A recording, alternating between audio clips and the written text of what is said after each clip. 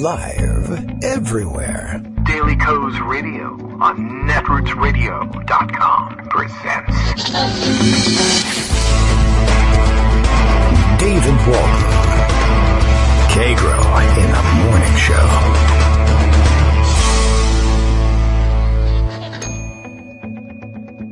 Now, here's David Waldman. Hey, good morning, everybody. How you doing? It is Friday, February 3rd, 2017. Glad you are with us to mark the 0th anniversary of the Bowling Green Massacre. Surely you have caught up with that news by now. Lots of late-night breaking news that we can share with you. Of course, some of it is fake, and that's just one of the hazards of working at this breakneck pace for breaking news each day.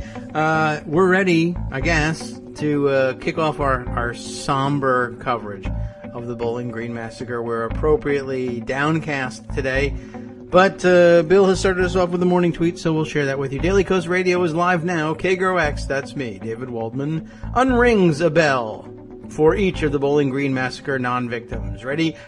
Yeah, there it goes. It's been pretty amazing. I guess it all started one night, last night, as a matter of fact. I don't know even how it sprung up. I guess Kellyanne Conway was being interviewed on Hardball by Chris Matthews for reasons unknown. There's no chance that she could actually generate any news. She doesn't know anything about the news or have any ability to do anything but lie about it, I guess. Walking lie that she is, I see, according to at least one of the tweets I got this morning. And I don't know. I saw an outtake. Not really an outtake. I mean, a short clip. Maybe, what was it, 19 seconds? I could probably dig it up, but I don't know. Who cares? Is it worth doing? Kellyanne Conway talking to Chris Matthews and complaining. I guess she's trying to justify the Muslim ban, which they keep insisting isn't a Muslim ban, by citing incidents of violence in the United States by Middle Eastern refugees that would have been banned had Trump's ban been in place since forever. And, well, okay, you've probably seen the clip by now, and she goes on to say that basically, not only to accuse critics of the ban of being ignorant of the facts of the numerous attacks launched by refugees in this country, of which there are zero, but also to bash the obviously biased liberal media for never reporting those attacks, which never happened, and that's why people don't remember the attacks. And she basically, she throws out the example of, in her mind, it's why people don't know about it, because the media never reported the Bowling Green Massacre. Now, this morning, she's out saying, I didn't mean Bowling Green Massacre, I meant to say the Bowling Green terrorists. And there was a kernel of something nearby truth, a kernel of truthiness, perhaps, in the whole thing. She was referring probably, we're not even really sure yet, maybe she has clarified it this morning, probably to a story from 2011, which I've got here. By the way, I guess before we even go any further into all of this, we might as well say that I think this whole thing is attributable to Joe Sonka, who's always done fantastic reporting out of Kentucky, which is where Bowling Green is. There's a Bowling Green elsewhere, too. But Bowling Green, Kentucky is what we're talking about. And he started this whole thing. He noticed this clip. I think he started it. Well, he certainly brought it to my attention, but I do think he started it, and among some other journalist friends, they began kind of poking fun at it. And he sent me, and sent everybody who was watching the Bowling Green. It became a trending hashtag, Bowling Green and Bowling Green Massacre. But he sent around the clip, and maybe we can even get that clip on here, because I think some of the tweets that included it are circulating. Here's the Joe Sonka tweet, but there was some fantastic responses to it. Joe's discussion of it I think created an atmosphere that was conducive to making fun of this thing, and people were responding appropriately. By the way, here's the clip here, so I can include it. Joe Sonka describes himself thus in his Twitter bio. I write about Kentucky and Louisville politics and policy for Insider Louisville, I guess. Let's see. Okay, all of his sports fandom is included in here, but a great reporter who did great work during the campaign and continues to do great work now, I think. He's a great follow, and I recommend him to you. His last name is Sonka, like Tonka truck, but with a... does that ring a bell for anybody? Do they still make Tonka trucks? I hope so. Anyway, his original tweet that I saw was... referring to Kellyanne Conway's Twitter handle, Kellyanne Polls, says that 2 Iraqi refugees, quote, were the masterminds behind the Bowling Green massacre, parenthetically noting there was no such massacre. And let me see, I can turn on the audio here. Obama had. Forgive me, it's a short 19-second clip, and because it's embedded in a tweet, I don't really have any serious control over when the thing starts. But here we go. You likely heard it. Kellyanne Conway talking to Chris Matthews. To people that President Obama had a 6-month ban on the Iraqi refugee program after 2 Iraqis came here to this country, were radicalized, and they were the masterminds behind the Bowling Green massacre. Most people don't know that because it didn't get covered. Let's talk about the major strategic goal of this administration. Well, that's the end of the clip. We should have you could have cut it off right after she finished speaking, but I think it's actually kind of important that you hear Chris Matthews following that assertion up with something completely different. It rolls right off of his back, and it could be that he recognizes that she's misspoken. I mean, that's generous, that there was no Bowling Green massacre. But clearly, I know you were referring to the 2011 case of 2 men who were arrested in Bowling Green, Kentucky, and I'll give you the story that Joe Sonka circulated along with it, a June 2011 story. 2 Iraqi citizens who allegedly have ties to carrying out improvised explosive device attacks against U.S. troops in Iraq have been arrested and indicted on federal terrorism charges in western Kentucky. 30-year-old Wad Ramadan Alwan and 23-year-old Mohanad Sarif Hamadi, both of whom currently reside in Bowling Green, Kentucky, were indicted on May 26th by a federal grand jury. It's believed the 2 men were living as refugees here in the U.S. Alwan is charged with conspiracy to kill U.S. nationals abroad, that is to say not in Bowling Green, Kentucky, conspiracy to use a weapon of mass destruction against U.S. nationals abroad, distributing information on the manufacture and use of IEDs, attempting to provide material support to terrorists and to al-Qaeda in Iraq, as well as conspiracy to transfer, possess, and export Stinger missiles. Stinger missiles are a fairly serious item, but he didn't... I don't know whether he succeeded in sending any of them, and all of them were sent to Iraq, not Bowling Green, Kentucky. Hamadi is charged with attempting to provide material support to terrorists and to al-Qaeda in Iraq, as well as to conspiracy to transfer, possess, and export Stinger missiles. And so, even if we accept that they did do this, and I think they were eventually convicted for it, of course, 0 people in Bowling Green, Kentucky were killed at all, much less massacred. You definitely can't get the massacre status with 0 dead. I'm positive about that. Anyway, the Washington Post coverage of it this morning, the boring, serious take on it.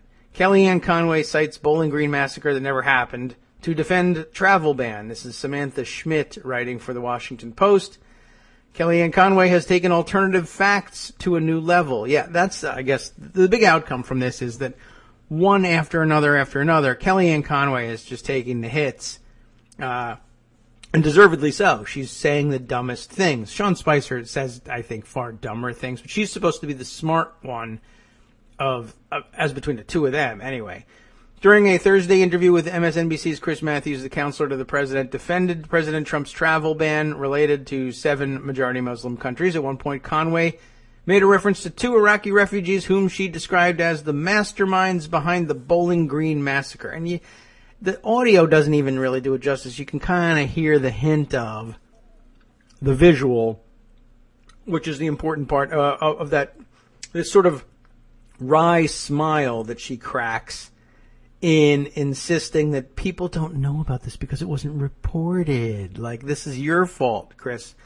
And I guess, being under the lights, I guess, is what I'll chalk it up to for Chris Matthews, ignoring the fact that there was no Bowling Green massacre. It's, I think he just, I don't even know if he was even listening to the answer. And sometimes when you're on the spot, and especially the way she framed it, and this was part of the reason she framed it that way. People don't know about this because it wasn't reported, Chris. And then if you've never heard of the Bowling Green massacre and it's been put to you that way, and you say, God, maybe I'm one of the people who never heard of the Bowling Green massacre. I'll just accept it, and that's kind of the MO, and you move on. This morning, of course, the real answer to all this comes this morning. I would say, without having to be terribly generous to her, she probably did mean these Bowling Green terrorists. I mean, she was referring to them, and she should have said that. But then, of course, what would be the point of saying, well, one, it's hard to even call them Bowling Green terrorists. They were Iraqi. If anything, they were planning terrorism in Iraq, attacks in Iraq. Anyway, and I guess that gets to the more fundamental question of, is it terrorism if you're an Iraqi and your country is being occupied by foreign military to attack that military? That's not really terrorism per se, now is it? The fact that you use a roadside bomb is just because you are, your warfare is asymmetrical. You haven't got tanks and planes and God knows what else to fight back on a even footing, and I'm glad they didn't. But I mean, just definitionally, I don't even know if it rises to the. We can't really call it terrorism, but we do here because we're trying to, demonize the enemy in a war, and that's kind of what people do, and it's not right and it's not true, but it is. That's one of the aspects of warfare, and I guess we kind of should recognize that it's no different than any of the other things that we ever grew up thinking were justifiable during wartime. But anyway, it's pretty amazing that she's had this and the alternative facts. It's funny. I mean, she. On the one hand, you say, "Well, I just misspoke." On the other hand, you're the spokesperson. I mean, you're supposed to be the smart one that can handle themselves on television, and you keep saying incredibly dumb things like alternative facts, which just screams we lie and we know it. And then the masterminds of the Bowling Green massacre. She just went on such a rhetorical tear about it and turned it into something it wasn't, and she did it to score an immediate political point and get out of a tough question, and I find that offensive. I really do. Okay, well, anyway, the Washington Post story has a little bit more in the way of follow-up. Hamadi and Alwan were sentenced to 31 to 40 years in federal prison, followed by a life term of supervised release, I guess if it ever comes around. Both men pleaded guilty to federal terrorism charges. Both men admitted to having taken part in attacks against U.S. troops in Iraq, not in Bowling Green. Here's what the Justice Department said in a January 29, 2013 statement. If you're feeling, like you're having symptoms of insomnia, maybe the Justice Department can cure it for you. Should we bother to read it? I mean, it tells us a little bit about their background. Hamadi and Alwan both admitted in FBI interviews that followed waiver of their Miranda rights to participation in the purported material supportive operations in Kentucky, and both provided the FBI details of their prior involvement in insurgent activities while living in Iraq. Both men believe their activities in Kentucky were supporting AQI, Al-Qaeda in Iraq. Alwan admitted participating in IED attacks against U.S. soldiers in Iraq, and Hamadi admitted to participating in 10 to 11 IED attacks, as well as shooting at a U.S. soldier in an observation tower. Court documents filed in this case reveal that the Bowling Green office of the FBI's Louisville division initiated an investigation of Alwan in which they used a confidential human source, which they apparently abbreviate CHS. So if you thought it was maybe like the Charleston, South Carolina airport, it's not. It's confidential human source. The CHS met with Alwan and recorded their meetings and conversations beginning in August 2010. The CHS represented to Alwan, and he was working with the group to ship money and weapons to Mujahideen in Iraq. From September 2010 through May 2011, Alwan participated in 10 separate operations to send weapons and money that he believed were destined for terrorists in Iraq. Between October 2010 and 2011, Alwan drew diagrams of multiple IEDs and instructed the CHS how to make them. All right, I mean, it's not a good guy, that's for sure. And yeah, it's true that it's difficult to always label enemy combatants in a situation like that as terrorists. But I guess we also shouldn't forget that a large part of the operation of the Iraqi insurgency operated amongst civilians too. There was see, Armando is sort of making the same point, but I'll give him this. He says terrorists who attack soldiers are rebel insurgents, unlawful combatants, and what have you, not terrorists. I agree. See, Armando. Oh, there you are. You got your radio on in the background, Armando. You got to turn that off. I'll give him this. All right. Whoops. There you go. You hung up on me. All right. How would I rate the quality of that call? Well, there were problems that affected the call, but I don't know if they were Skype's fault. I don't know whether he meant to call either. I think he was just sort of texting me things, but I don't know. The phone rang, so I picked it up. I agree. To the extent that their activities are confined to taking on American or allied combatants, and yes, I guess it wasn't a butt dial per se, but he didn't mean to hit the call button on that one. No problem. I've had worse problems.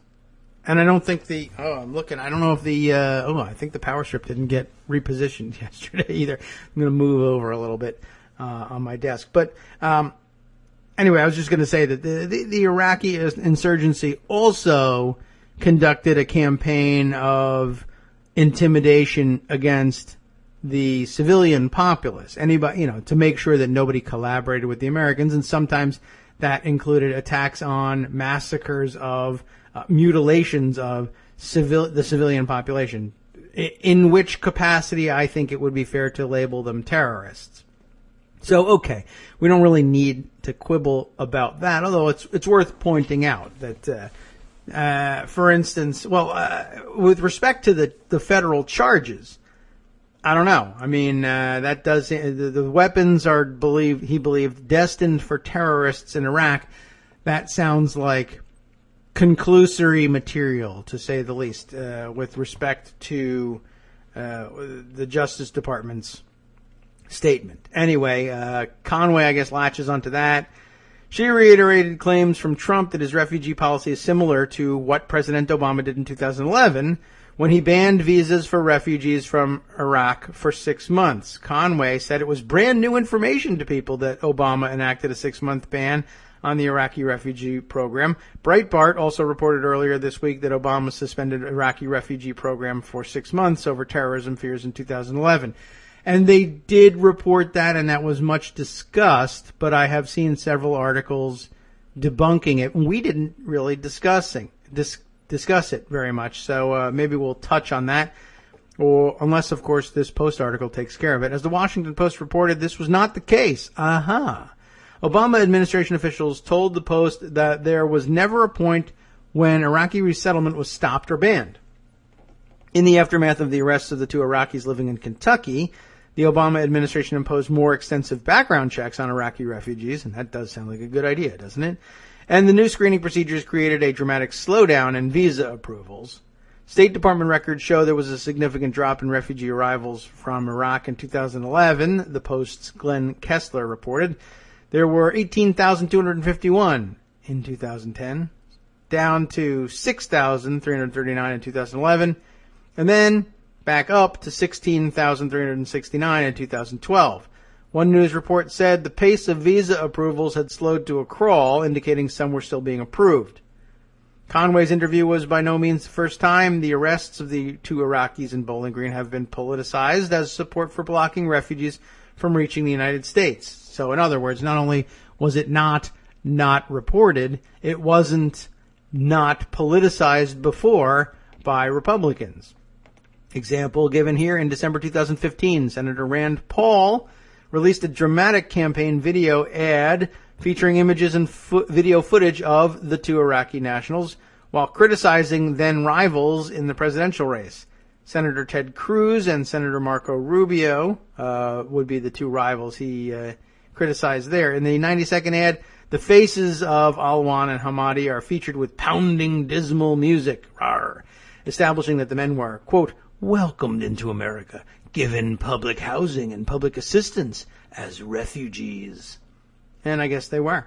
After Conway's comments, Bowling Green Massacre was the #1 topic trending on Twitter, and Conway's interview prompted many to share memories of where they were when the Bowling Green Massacre didn't happen. Oh my goodness, guess what? I did that. And I didn't make it into their embedded tweets because I'm a filthy blogger, I guess. Let's see. Alec McGillis, who's a check-marked verified kind of dude, one still shudders to think how bad the Bowling Green Massacre would have been if not for the heroic intervention of Fred Douglas at 11:15 last night. I was first. Or at least I was before him anyway. Michael Blackman, Paracomedian09, tweets, Brian Williams won a Purple Heart for his service at the Bowling Green Massacre. Daniel Pike, I was the Bowling Green Daily News' city editor when the Bowling Green Massacre didn't happen. Woo-wee. And then, of course, the Richard Nixon Twitter account, Dick Nixon. Moments before the Bowling Green Massacre, a picture of Nixon bowling in the White House. Let's see, and here are the names of the people that perished in the Bowling Green Massacre. May they rest in peace. A blank wall plaque, tweeted by Sam Z Comedy. Not like John Q. Public, he's Sam Z Comedy. Yeah, I remember tweeting about that. Let's see, when did my tweet go out here? I had several. You may have seen them last night. 10:29 p.m. last night. Where were you the day it didn't happen? And I added the hashtag, by the way, never remember. It's like it was, I remember it, or I don't remember it, like it was yesterday, because this part of it was.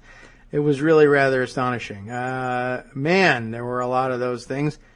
Let's see. By the way, yes, a tweet here this morning from J.S. Poupart, who reminds us, yes, it's Friday, which means meetings for Greg Dworkin, but the rest of us we'll have our last weekday meeting with Kagro in the morning, starting now. Thanks very much for everybody who starts us off with morning tweets. Joshua Warren increasingly joining in that crowd as well.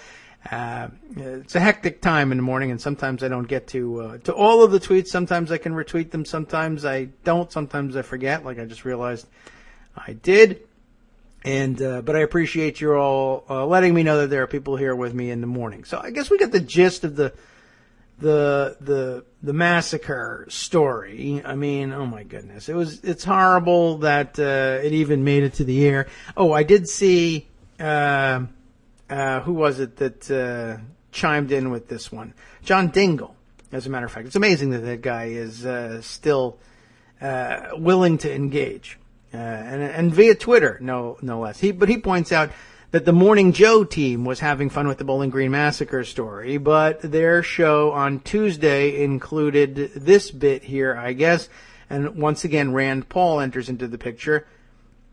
And this clip, once again, captured by Joe Sonka. That's who John Dingle is retweeting here. And it says here, Rand Paul speaking about the attempted bombing in Bowling Green, where I live. Parenthetically, he then adds, prosecutor said there was no attempt or even plot to bomb in America. A rather major point. Let's see. Dave Gilligan says, I did make it into the embedded tweets in the Huffington Post article, so that sounds good. Let's take a look. Ooh, I love getting credit for things. Kellyanne Conway literally fabricated a massacre to justify Trump's immigration ban. I think I also made Mashable. But how come Washington Post? I want some respect. I don't know. Am I saying that the Huffington Post and Mashable don't rise to the level of the Washington Post? I haven't said it yet, but I am hinting strongly at it. If I had more time, I probably would. Let's see. There's some good ones here. Alex Amadeo who tweets as, is that an I or a lowercase L? I can't tell. L-R-E-L-A-Y or I-R-E. Irelay, perhaps? I don't know. Either I or L. R-E-L-A. I-relay? Maybe that. Irelay. I guess you get somebody who lays in Ireland. I don't know what that. I-relay. That sounds pretty good. Is Alex Amadeo like a famous person that I don't know about? Well, okay, not famous. Let's make her famous. She's a graduate student at, it's USC Price. Okay. I'm not sure even what that is, but good job. You had an awesome tweet, and we'll share it with you. RT if you died in the Bowling Green Massacre. I can't get better than that one. Let's see. Quinn Sutherland tweets, I learned about the Bowling Green Massacre from my boyfriend George Glass. Ryan Gregson, we were told to hashtag never forget, but we forgot. We completely forgot the Bowling Green Massacre. That sounds like a Donald Trump tweet. Jason O. Gilbert, Mark Wahlberg screaming at his agent, I want a Bowling Green Massacre script yesterday. Some Big Lebowski clips along with a Bowling Green Massacre tag. So sad to hear about the Bowling Green Massacre so soon after the lacrosse genocide. Says N Sin C-Y-N-N N_CYNN. And then there's me. Never remember Bowling Green Massacre. Oh, one of the more boring ones. Mormon liberal mafia. More people would have attended the real Donald Trump inauguration, but they all died in the Bowling Green Massacre. Sad. Let's see. Footage of the Bowling Green Massacre. It's got some video here. Can it play? It's a bowling ball being rolled down the street into a group of people at a bus stop and falling down like pins. Let's see. Jen Statsky. Devastated to learn that, Monty Teo's girlfriend was one of the victims lost in the Bowling Green Massacre. Tony Poznansky, for every RT this tweet gets, I will personally donate $1 imaginary dollar to the victims of the Bowling Green Massacre. Network. The Bowling Green Massacre was a very serious massacre that did an amazing job of massacring and is getting recognized more and more. Another good one. A double hit on that one. Let's see. Anything else good? Simon Malloy. The Bowling Green Massacre sounds like some sports thing from the 20s that George Will knows too much about. Then there's the Alec McGillis one that we read earlier. Mike Drucker. Thank you, Kellyanne Poles, for reminding us about the famous Bowling Green Massacre, which occurred on February 30th at 13 o'clock. Well, it goes on and on. Kellyanne Conway, on and on. Well, okay, there's one more, I guess we can say that.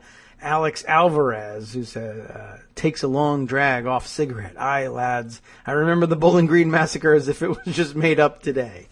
Conway attempted to clarify her statement Friday morning with this tweet on Hardball. I meant to say Bowling Green terrorists, as reported here, and illustrated with a photo of somebody in a tracksuit holding what appears to be a Stinger missile. That's probably one of the undercover operatives.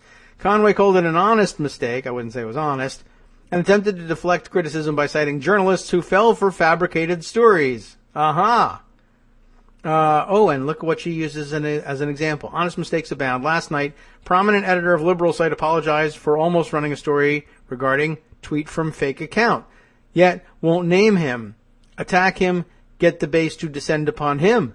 Same with MLK Jr. bust fake story. It's called class, grace, deep breath. Of course, when the mistake was made, if it was made, with the MLK bust, clarifications were issued, corrections, apologies, retractions, and still, the president himself goes snowflake on it a week later. So I don't know if that's really a great example to bring back up. But Kellyanne Conway is kind of dumb, and that's it. We might as well move on from there. Let's see.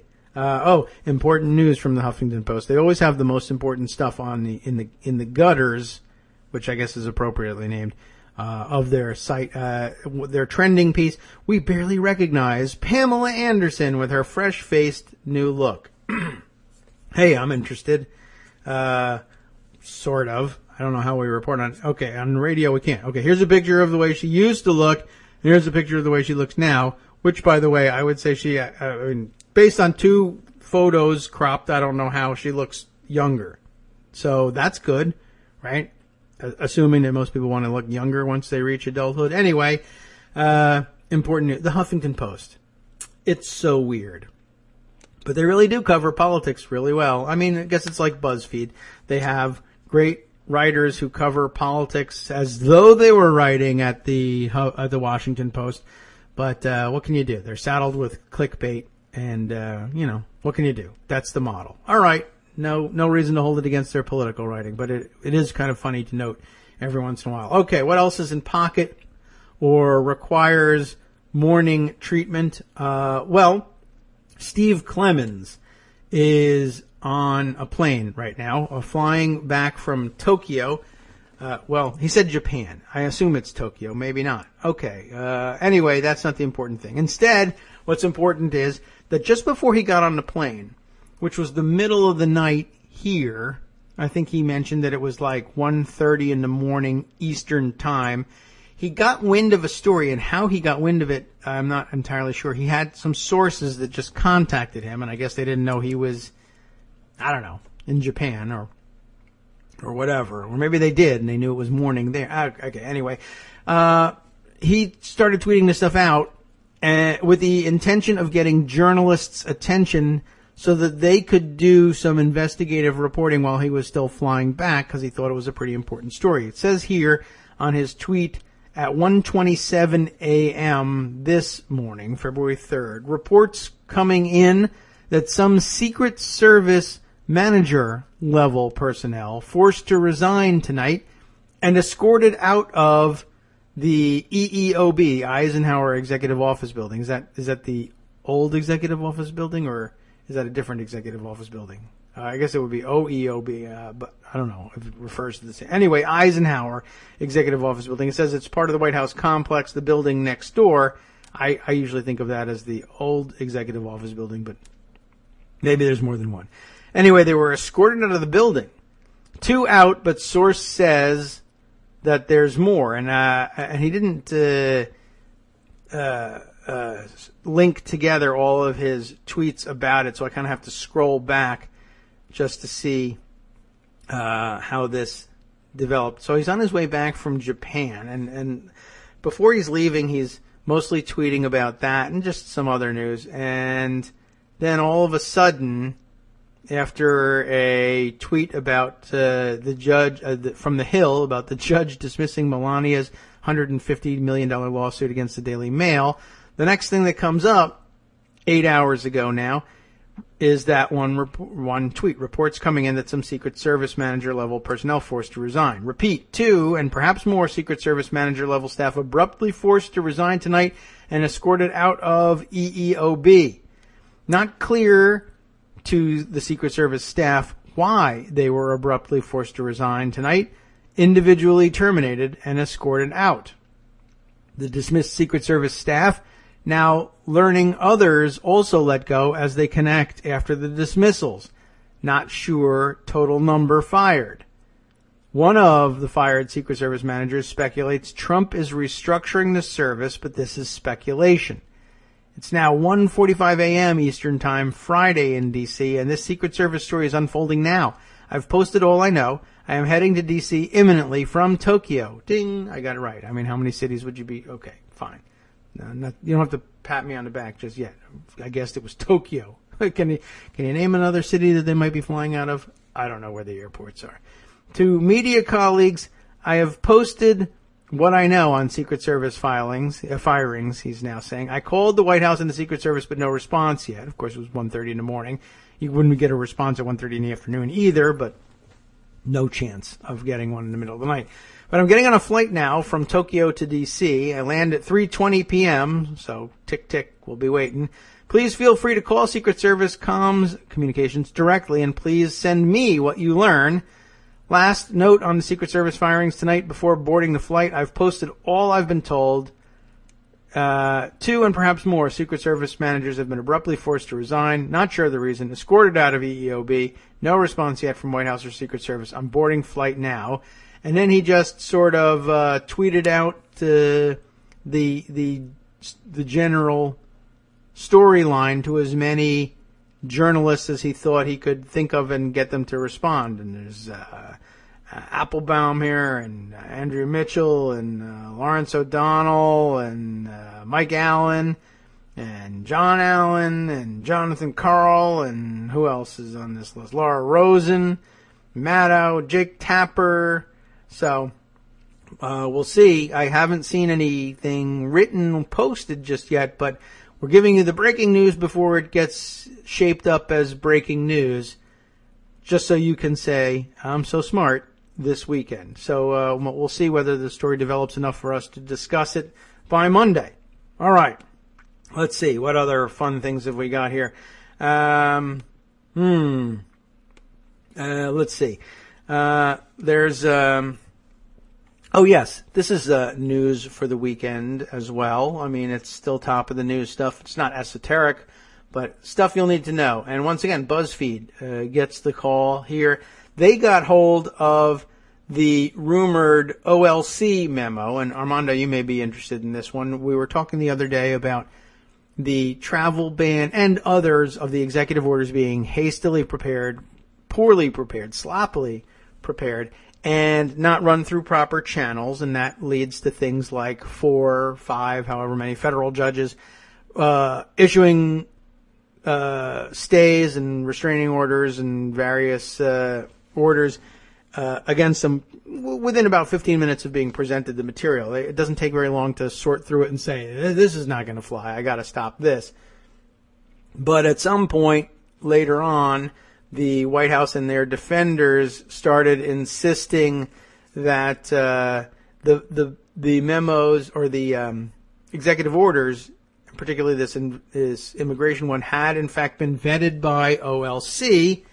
And again, they're trying to take advantage of the window dressing that ordinarily goes along with various governmental processes that have been built up over the years because you know what goes into these processes and you come to trust it. Like you say, something's been vetted by the OLC. That means a lot of things. I mean, one, you understand what the process traditionally has been, that they would not only vet the thing for its form, but for its substance as well. That if you were to say that your executive order had been vetted by the Office of Legal Counsel, that used to mean that high-level Justice Department government lawyers who take this stuff seriously, sometimes they're wrong, sometimes they're overly aggressive, but in general, pretty strong legal minds had given you at least a justification that you could take to court. You may lose, but it would take you a long way. It wouldn't be something that was hastily overturned by a district court and ended there. You are prepared for a protracted battle, and it may be that you're advancing a novel theory of law, but at least it's usually an interesting and somewhat persuasive one, at least for what you hope would be a conservative panel that you might draw in the appeal, if you have to go that far. But to some extent, the George W. Bush administration began with a little bit of manipulation of this, and the Trump administration, such as it can be called one, insofar as it can be called one, I think has gone even further. And maybe it's because they just haven't filled out their OLC in the same way that, normal administrations do. But they took some shortcuts in the Bush OLC, not in the same way. They didn't just simply skip the analysis part, but they basically said for things that were really extreme and really on the fringes, like torture memos, you have, people like John Yoo, or people aligned with John Yoo anyway, with their own novel theories about, well, the president can do it because the president's the president, and that doesn't really work as a logical construct. But they were doing it from inside the OLC, and they were doing it because they knew that the OLC's imprimatur means something different. It's one thing to say my lawyers have reviewed it, and it's another thing to say it's been approved by the OLC. The OLC, they're not judges. They don't work for the judiciary. They can't definitively say what the law is. But they work in a rather rarefied atmosphere and under tremendous scrutiny, and their work usually finds itself being tested at the highest levels of the judiciary.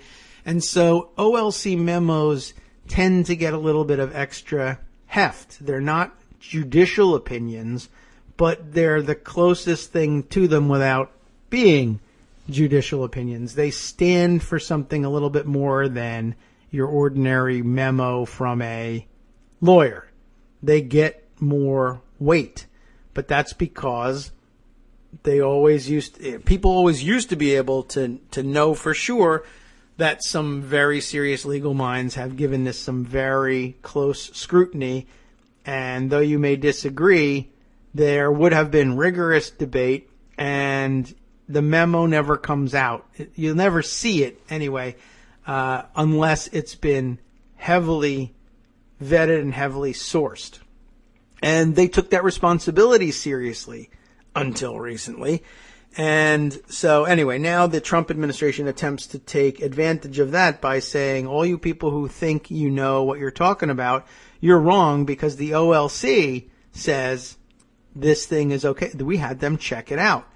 And as a matter of reflex, lawyers or people who are familiar with the work of the OLC say, well, I will at least say I will have to reserve final judgment until I see what the OLC says, although I'm beginning to anticipate now that I think I may disagree with them. But I'd love to see what a serious lawyer thinks is a serious argument in favor of this thing that got flushed down the toilet in 10 minutes in 4 or 5 different district courtrooms. Well, now they've got it, and guess what? They were taking advantage of the reputation of the OLC and instead issuing like a 2-pager that, as it says here, was actually reviewing the order for form and legality. Let's take a look at the article and see if their thoughts on it are more coherent than mine. Here's the Justice Department memo on Trump's refugee and travel immigration ban. That's the headline of the piece written by Zoe Tillman for BuzzFeed. The Office of Legal Counsel approved the order for, quote, form and legality. What does that mean? The U.S. Department of Justice on Thursday released a copy of the legal memo prepared by the Office of Legal Counsel about President Trump's executive order on immigration. The acting head of the office, Curtis Gannon, acting head, wrote that the order was approved for, quote, form and legality.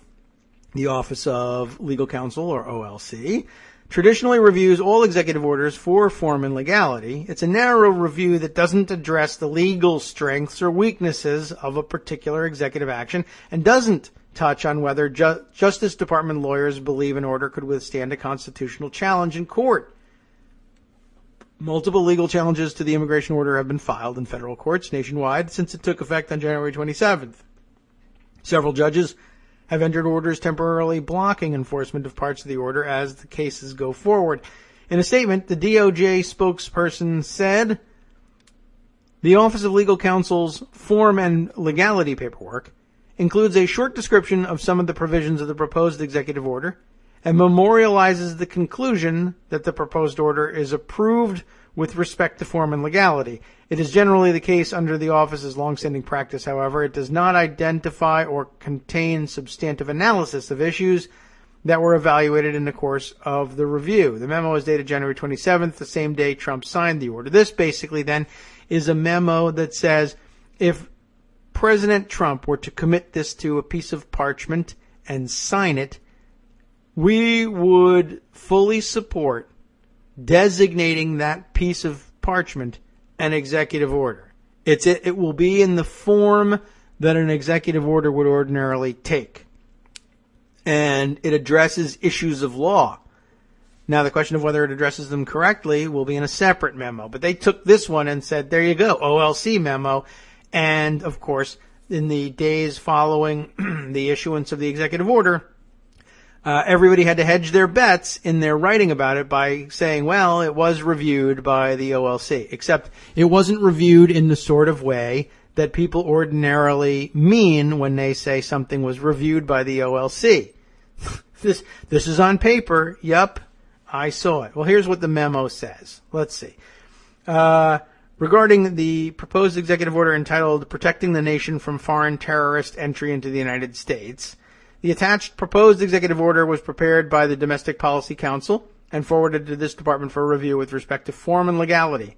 The order would direct a range of executive branch actions designed to ensure that foreign nationals who are approved for admission to the United States do not intend to harm Americans and have no ties to terrorism. Following is a description of the several actions directed under the order. You know what they are, but this is how they describe them. The proposed order would require the Secretary of Homeland Security, in consultation with the Secretary of State and Director of National Intelligence, to determine the information needed from other countries to adjudicate visas, admissions, and other benefits under the Immigration and Nationality Act, or INA, which you can find at 8 U.S. Code 1101 and following.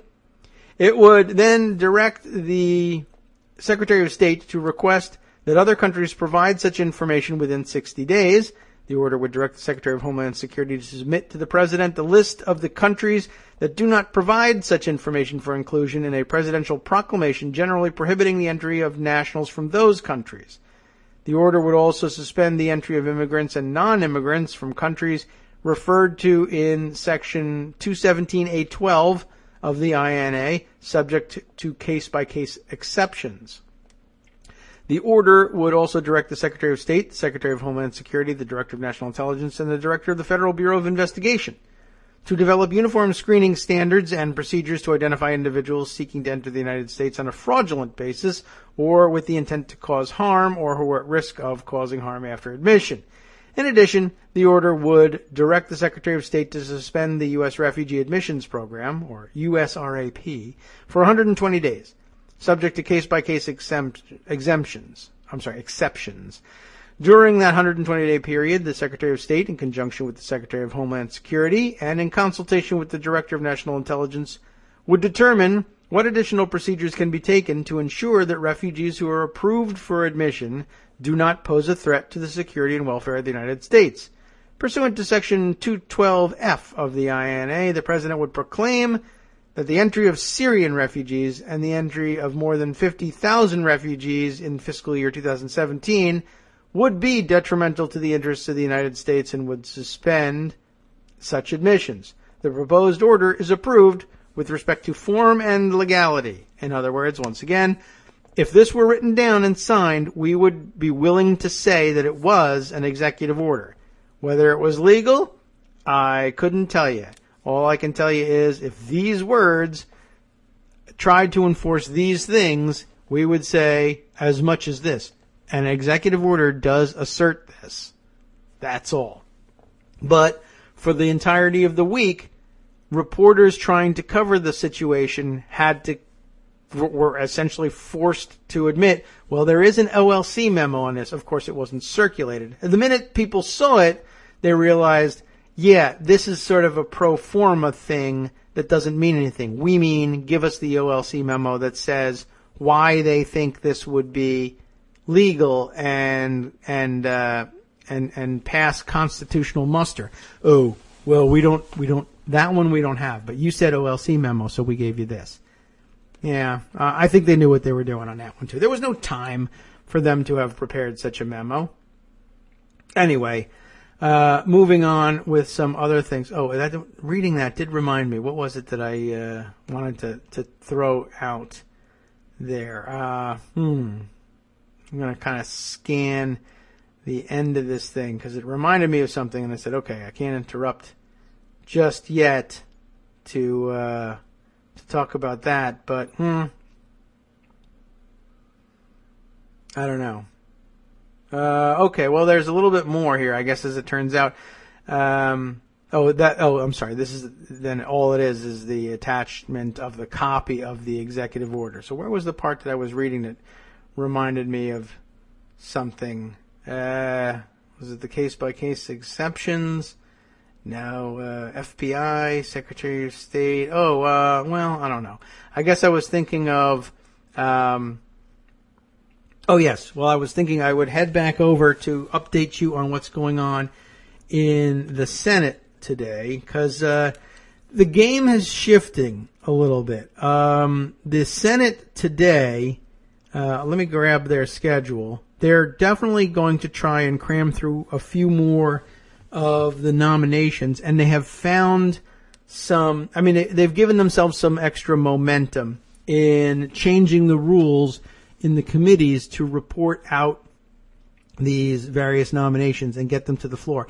And I did a little bit of research, and unfortunately, I'm rather disappointed to learn that it looks like Senate rules are not particularly accommodating when it comes to challenging the validity of a committee's report. So despite the fact that they used the nuclear option and a really rather naked nuclear option in the Environment and Public Works Committee when Senator Barrasso changed the rules or suspended the rules, he really did so without any, without even pulling the maneuvers that it would take to put the fig leaf on it that the nuclear option affords you. He just simply said, should we suspend the rules about how to suspend the rules? Sure, let's do that. But there's not a lot of relief available under the current Senate rules for improperly reported committee work, which is kind of surprising.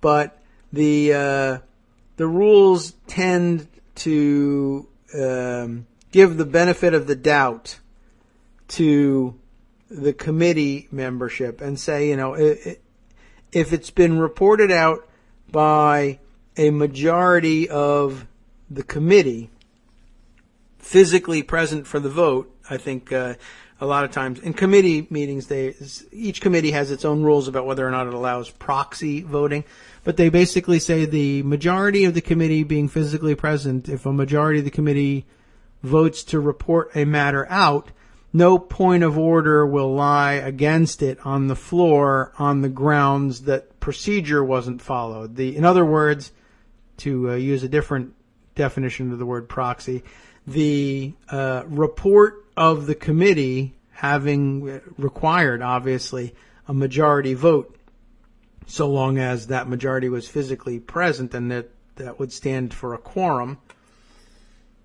And despite the fact that they may have violated the rules of establishing a quorum for that committee, basically a majority vote of the committee stands as proxy for the fairness of the procedure, which is probably not a good bet in times of highly polarized partisanship, but there it is. On the other hand, if to the 2 or 3 people in the world who can actually have a real life impact on floor strategy for the Democratic caucus happen to be listening, I would say it's worth giving it a shot anyway. You will lose, but the point I would make is that you will lose and it will take you an hour to lose. That's basically it. Your point of order won't lie. You will be able to, and that's sort of a term of art, I should point out, right? Your point of order won't lie. Well, that sounds like a good thing. You won't lie, right? Well, no. It won't be of any effect. You won't have a valid point of order if you complain that the committee was only able to report this out because it cheated on its quorum rules. It won't work. But what will happen is you will make a point of order against this nomination as having been improperly reported from the Finance Committee or from the Environment and Public Works Committee. The parliamentarian will advise the presiding officer to say that it's an improper point of order and won't, it's improperly stated and is out of order. And you would appeal the ruling of the chair, and they would say, okay, non-debatable, we're going to have a vote on whether or not to appeal the ruling of the chair. And over the course of half an hour to an hour, depending on how many parliamentary inquiries you tried to squeeze in there before the vote started, they would hold a vote which you would lose, presumably in the neighborhood of 52 to 48, and the nomination would then go forward. But burn an hour anyway, because they're working around the clock to cram in as many nominations as possible. This morning, we saw the first of these nominations moving this way. I remember when I originally laid out this plan for you, and we discussed it a little bit, that if the Senate really wanted to push things as hard as they could, or rather, if McConnell wanted to push the Senate as hard as it could on the nominations, they would literally be in session around the clock. And you started to get a taste for that this morning. Why would they be in session around the clock? Because of the way the cloture rules work. If you bring a nomination to the floor that you think you need to invoke cloture on, you file for cloture right away, and the cloture motion has to wait over, has to lie over for one calendar day after the day on which you introduce it. So if you introduced a cloture motion at 3 in the afternoon on Wednesday, calendar Thursday has to pass, and then as soon as 1 hour into the session on Friday, you could bring the cloture motion to a vote. And so what they'll do when they really want to hurry things along is they will gavel into session at 12:01 a.m. on Friday, and then at 1:01 a.m. on Friday, they'll bring the cloture motion to the floor. And then they'll start running the 30-hour clock. And that will mean at 1:01 on Saturday, that'll be 24 hours, plus 6, 7:01 on Saturday morning, they can have a vote on the nomination itself, the 30 hours having expired. This morning, at 6:56 a.m., the Senate began its roll call on the motion to invoke cloture on the nomination of Betsy DeVos to be Secretary of Education. So, and it was in fact invoked, and guess what? It was 52-48. So, what does that tell you? Well, for one thing, it tells you, I don't know, we should take a look at the actual breakdown of the vote. It means that the insistence of two Republican senators, Lisa Murkowski and Susan Collins, that they were opposed to DeVos's nomination.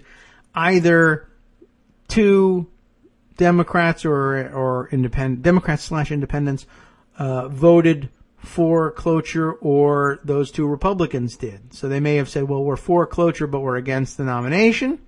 That's entirely possible. Let's see if we can call up the roll call on that one. Where's my... here we are. Votes over here on the Senate page. February 3rd, here's the cloture motion. Let's take a look at the vote tally by vote position here. Murkowski was a yes on cloture, and Collins was a yes on cloture. And any Democrats? I don't think anybody would have swapped positions, but just in case two people swapped. No, it looks like a straight party line thing, and let's see, King is there, Sanders is almost certainly there as well. Yeah, so straight ahead, 52-48 party line, independents hewing to the Democratic party line on that. Cloture is invoked, and I don't know whether they're thinking of just running the 30-hour clock now and voting in the middle of the day on Saturday, or they're just going to come back on Monday to vote on the nomination for DeVos or what. But you're beginning to see them press the issue and move things along. The other thing that's sort of changing the game a little bit is the use of the Congressional Review Act. Congressional Review Act, some of you have heard that name called before.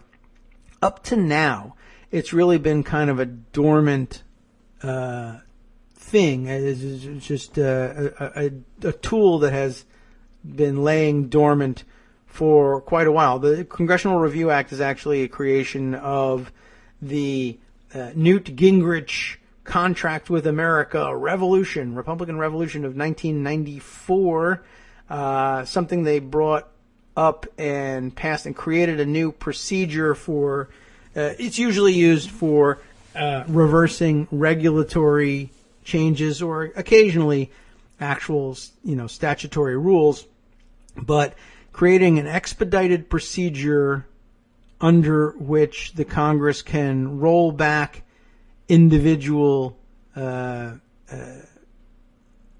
regulatory or statutory restrictions that they find, annoying for the most part. And it hasn't really gotten a whole lot of use, despite the fact that when I say expedited procedures, I mean mostly, the chief concern here is that that qualifying CRA resolutions are not subject to filibuster. They are time limited for debate in the Senate by statute. The Congressional Review Act establishes a time limit for these resolutions. But to this point, they've never really had the unified government that they wanted, Republicans that is, to be able to really make full use of this. There was either a Republican or a Democratic House or a Democratic Senate, or sometimes both, or a Democratic president, and because these things are joint resolutions and would have the force of law, they require the president's signature.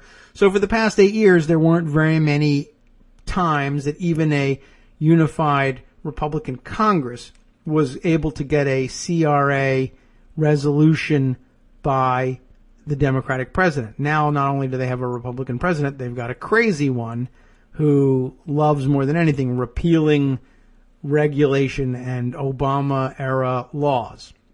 So they're using it really like kind of willy-nilly over there in the House in particular. The House has had much more practice in passing these things than the Senate has. And the Senate has always had, they've always been slower moving. And although the filibuster wasn't available to them, they weren't going to spend a great deal of time, given how valuable their floor time was, on passing these things, knowing that President Obama would simply veto them. Now, with that out of the way, they are passing CRA resolutions. Let's see. There was one repealing the rules against dumping coal mining waste into local waterways. That seems like a good repeal because people hate having clean water and love poison.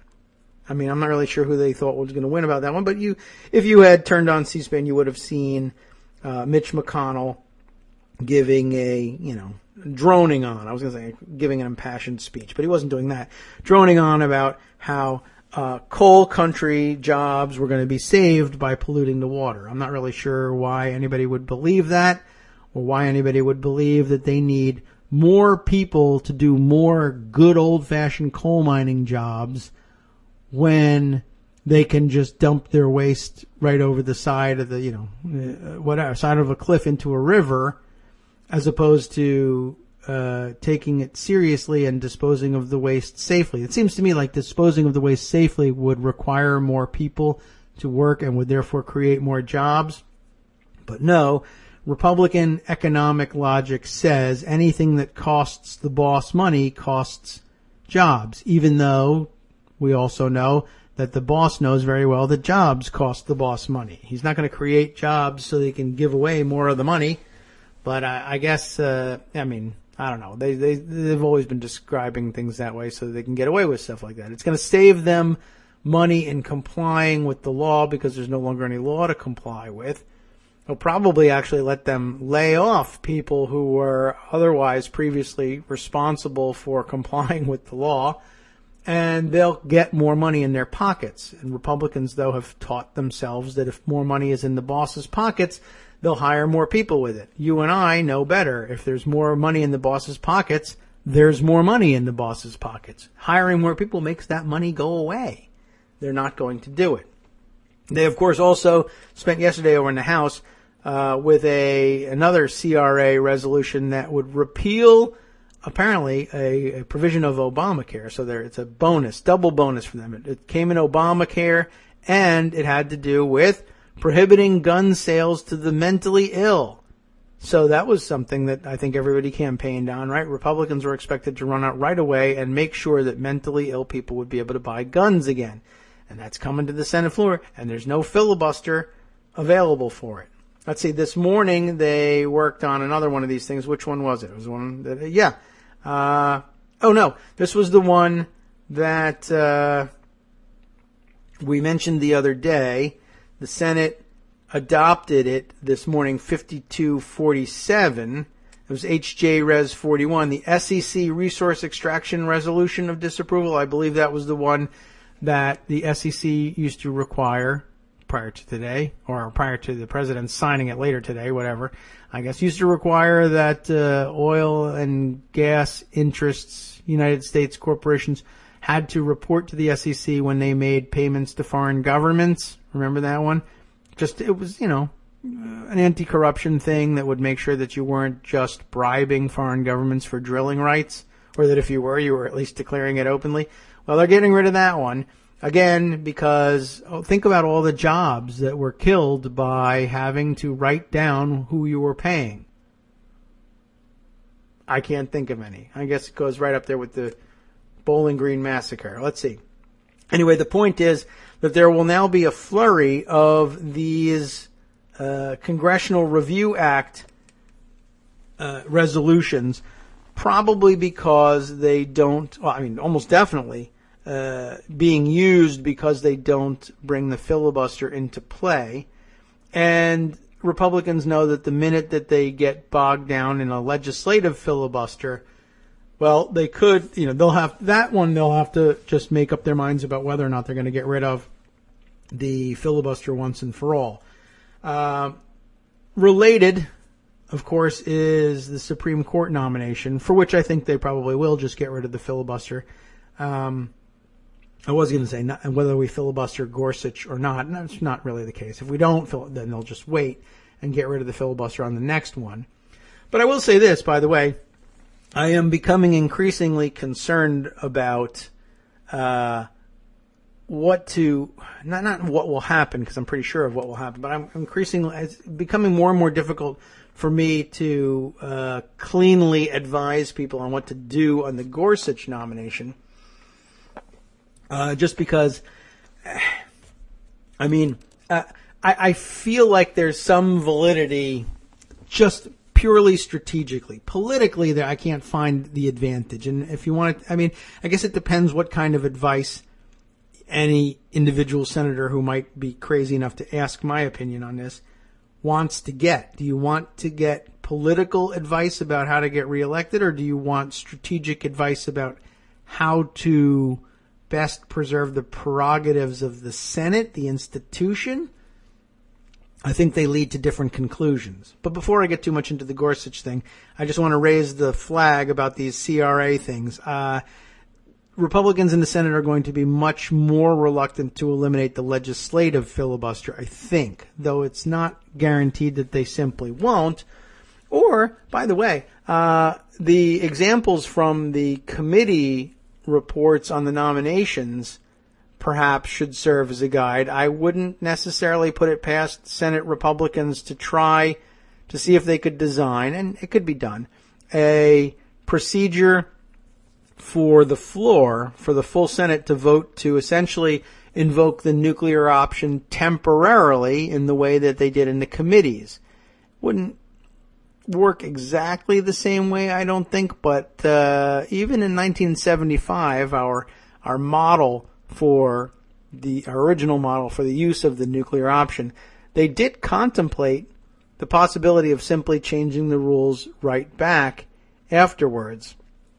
So I guess it's possible that and although I don't know, I wonder how this would go over politically, or whether it's just too esoteric, too complicated for people to grasp, in which case they might actually try it and they would simply nuke the rules for the day and then restore them afterwards.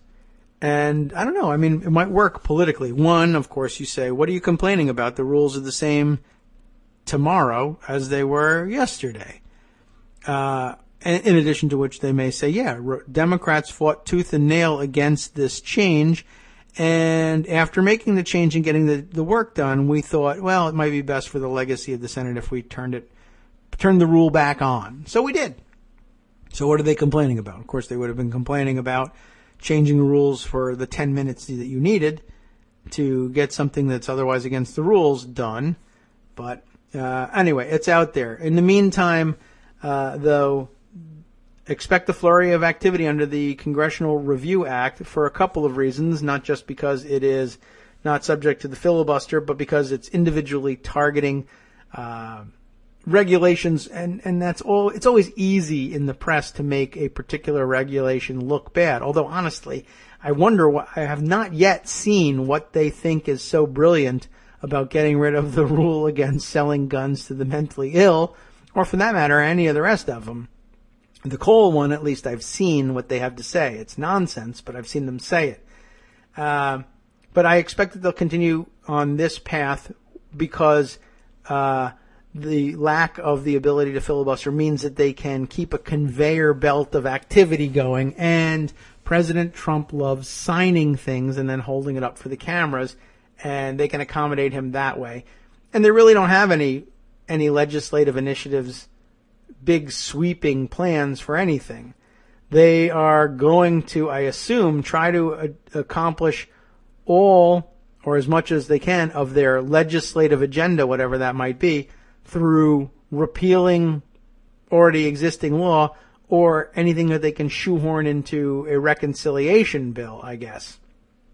Speaking of reconciliation bills, by the way, the budget resolution passed early on, early in January, by this Congress and authorizing the use of the reconciliation procedure later on. You remember all of this? Gave a deadline to the committees charged with the responsibility of reporting out the reconciliation legislation. The deadline was January 27th. And neither the committees of jurisdiction in the House or that in the Senate has made any progress whatsoever on it. They have missed their deadline. Next question. What does that mean? What happens if you pass a budget resolution that says, yes, we're going to use reconciliation. Yes, we're going to protect reconciliation from the filibuster. That's what makes it so powerful. And yes, we're going to have in the Senate, the committees on finance and the committee on health, education, labor, and pensions report back reconciliation bills that will repeal Obamacare, but it has to be done. They have to be finished with their work by January 27th. January 27th comes and goes. What happens? The answer is, I should have made this shorter, nothing. Nothing. It gets missed all the time, and there's no effect, period. You can take as long as you want. In other words, it's useless to put a deadline in there, but maybe they do it just to try to prompt people. You ever run into somebody that if you need them to be there at 12:30, you tell them the event starts at 12 or 12:15? That's the rough equivalent. There's zero penalty to it. They don't even have to revise anything. They don't even have to invoke the majority's power in any way to move the deadline. They just later accept the work of the committees on a party line vote, and there's no teeth to the deadline. So I just thought we'd throw that one out there so that you might, I don't know, if you're having an incredibly boring party where you're discussing legislative procedure, you'll be the most exciting person at this boring party.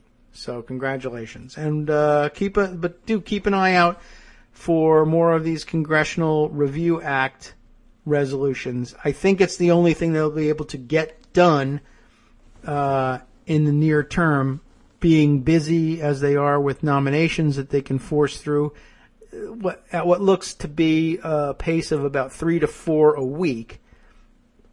And that's still too fast for my tastes. But I guess since they're complaining all the time about President Obama had 20 nominations done by this point, well, at least we're frustrating their purposes. And it'll take them a month or more to get his cabinet in place.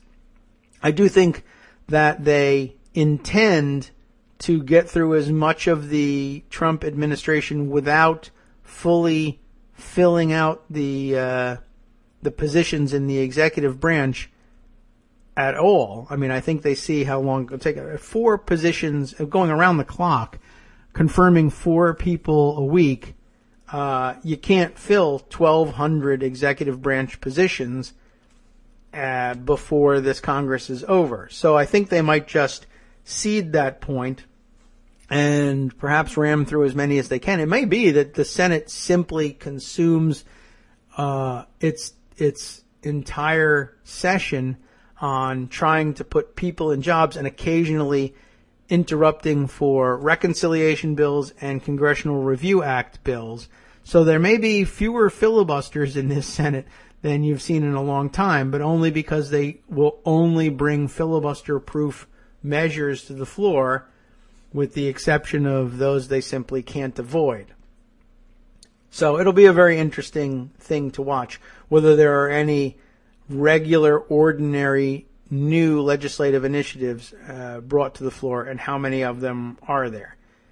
Anyway, so let's see. Yesterday they also filed cloture, and they had to go back and forth 100 times between executive and legislative session, and it's now become pretty plain that I think the demands of minimizing the opportunity to filibuster, such as you still can do, a filibuster in the face of a 51-vote majority.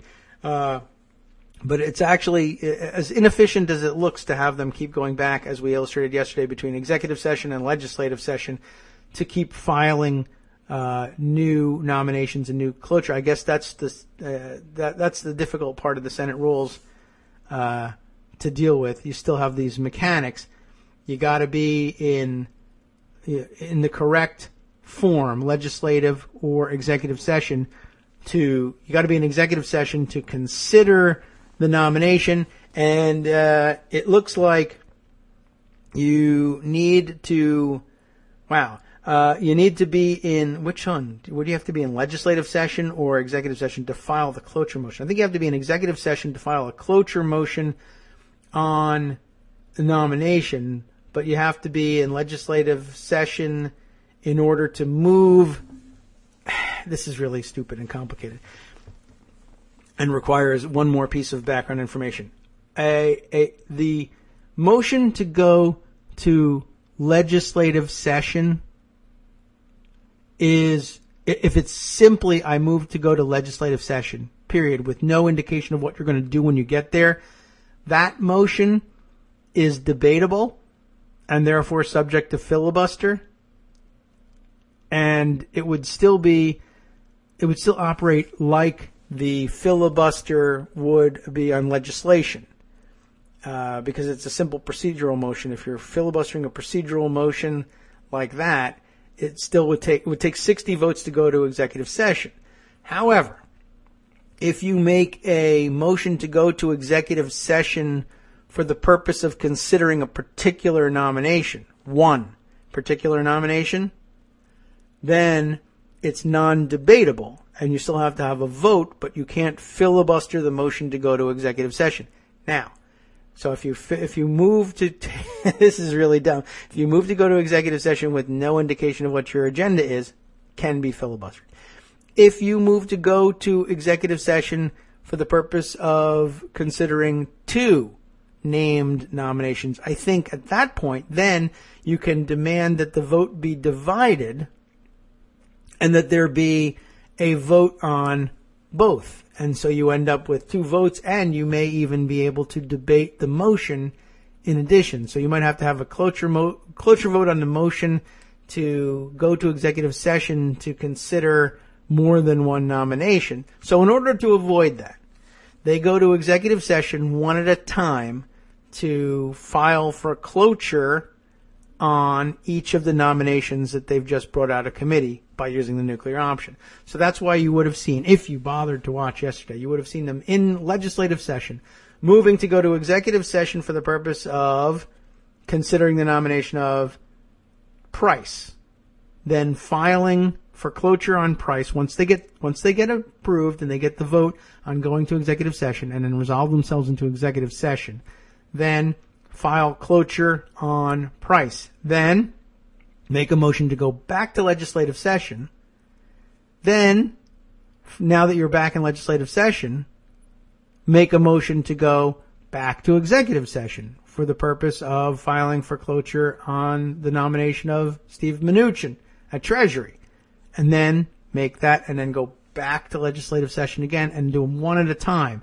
Because if you go to executive session for the purpose of doing the work on price, and then you get over to executive session and then start moving on a motion to proceed on filing motions. I guess you wouldn't need a motion to proceed on filing a motion, but any other motion then subsequently made in executive session would be subject to debate and therefore filibuster. And although you have lowered the threshold to a simple majority with respect to cloture on a nomination, it doesn't apply to all motions regarding nominations, whether made in executive session or legislative session. Those were not part of the precedent. That would still require 60 votes. So that's why I think we saw so much flip-flopping between legislative and executive session yesterday. Thursday, it happened just like the other day. Went 3, 4, 5 times in between. They considered the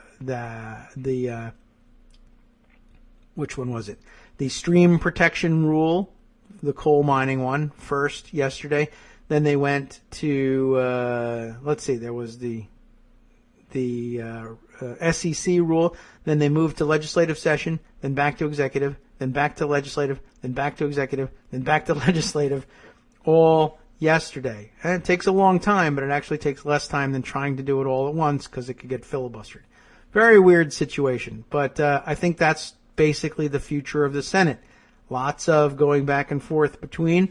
And then eventually they'll get tired of doing that for jobs that they consider less important. And I think they'll just start leaving those jobs vacant and let acting deputy undersecretaries take care of things. Particularly if they can identify anybody in the civil service that's actually pro-Trump, they might just start bumping them up and just leave them there as an acting deputy secretary for 4 years or more, rather than have this fight. That is, if there's anything else that they'd like to get to on the Senate floor.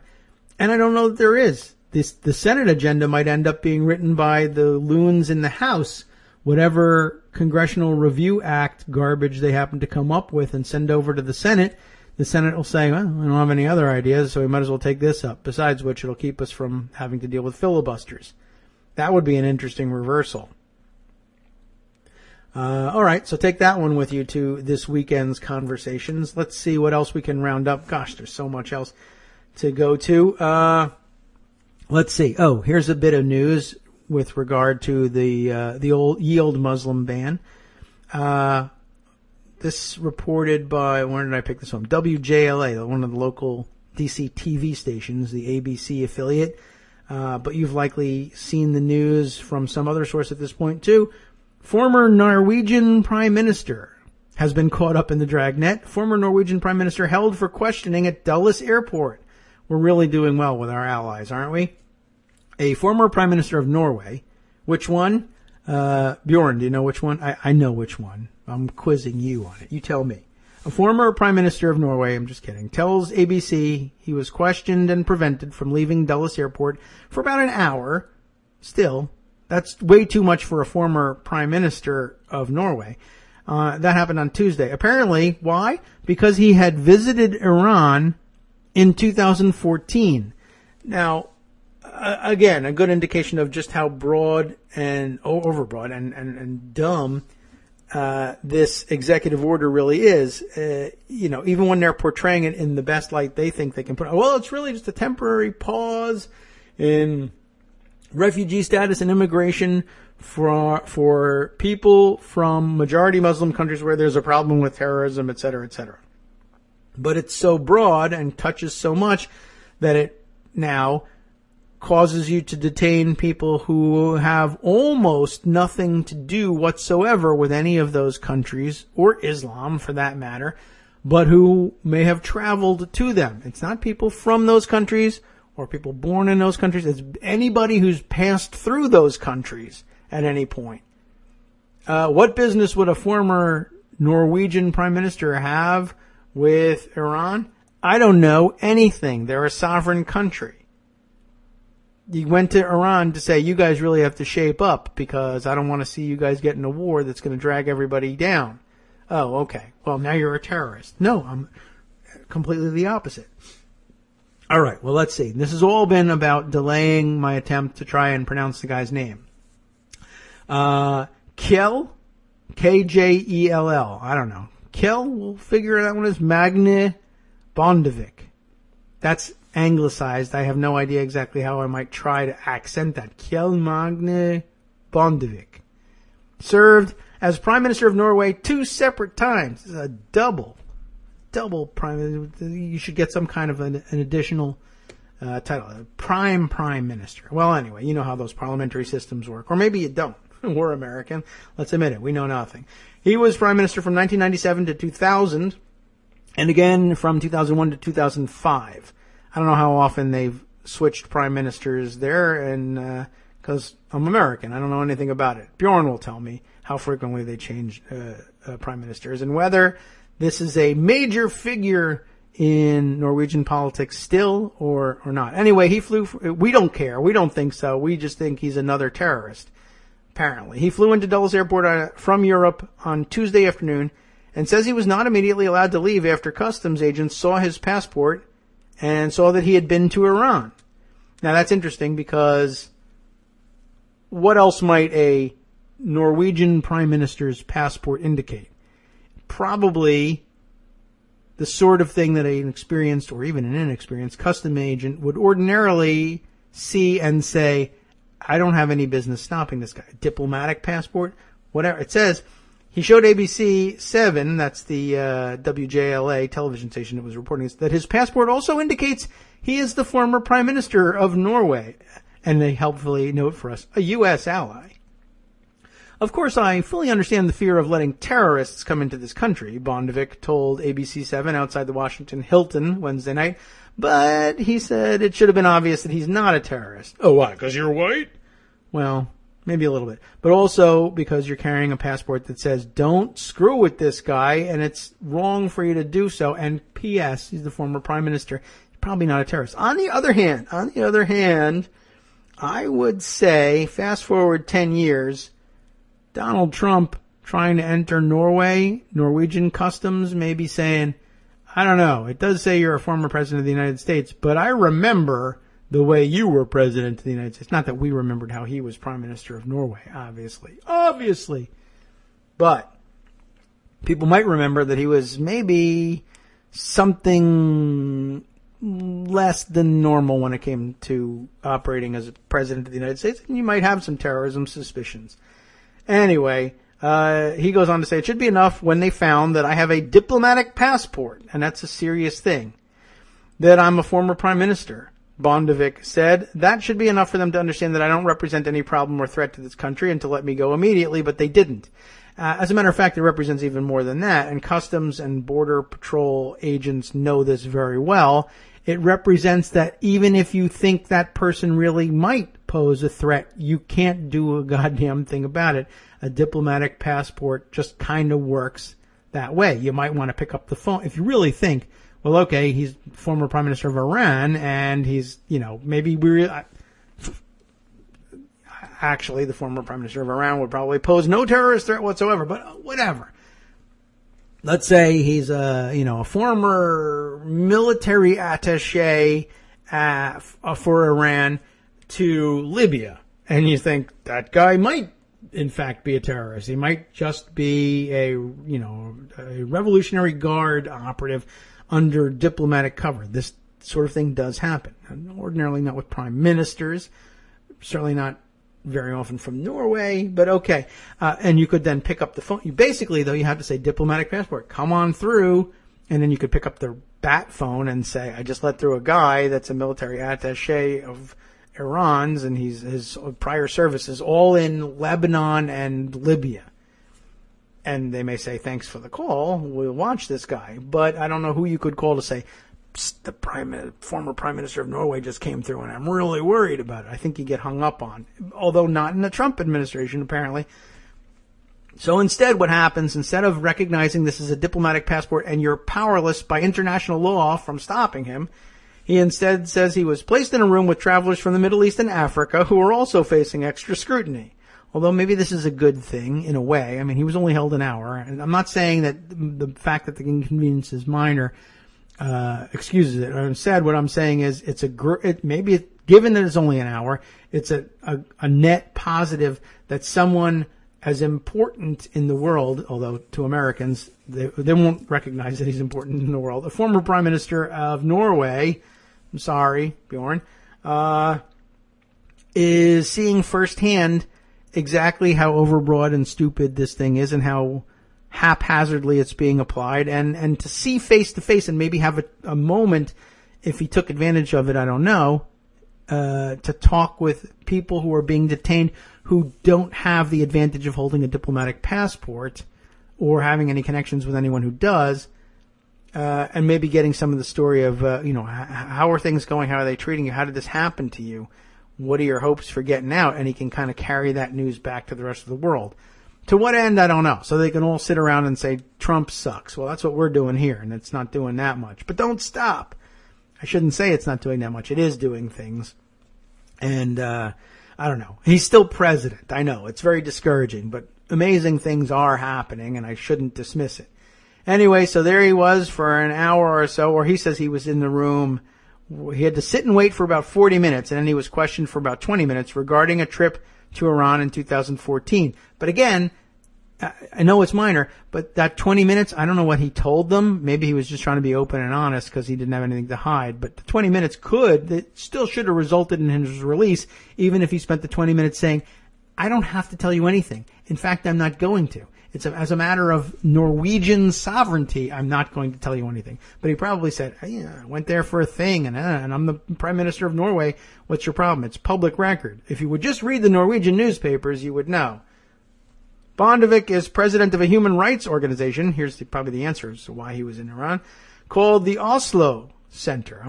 Don't forget the Oslo. The Oslo Center.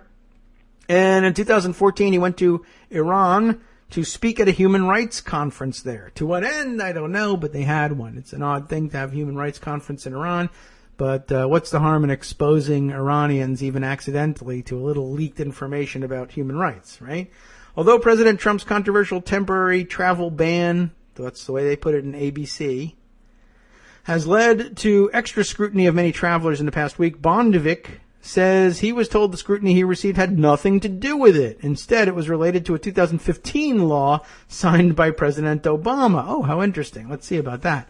The law was signed in the wake of a terrorist attacks, of multiple, it's plural anyway, terrorist attacks in California and Paris, and was aimed at protecting the U.S. from terrorists. It places extra restrictions on some citizens of 38 countries, including Norway, that are a part of the U.S.'s visa waiver program.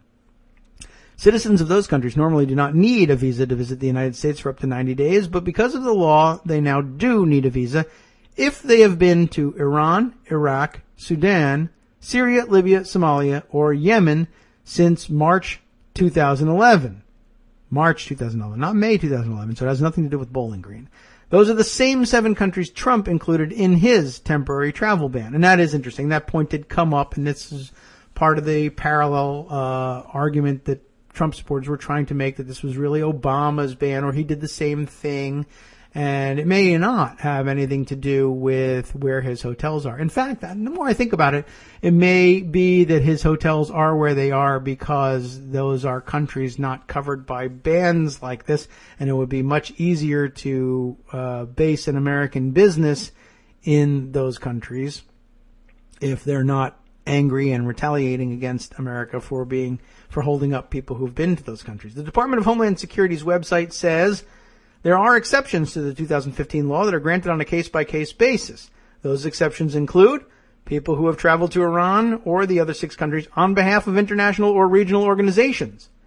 Bondevik says his office contacted the U.S. Embassy in Oslo prior to his trip this week and was told his passport and a separate electronic travel authorization called ESTA, electronic something, travel authorization, would be sufficient to enter the United States. And in fact, in the end, it just cost him an extra hour.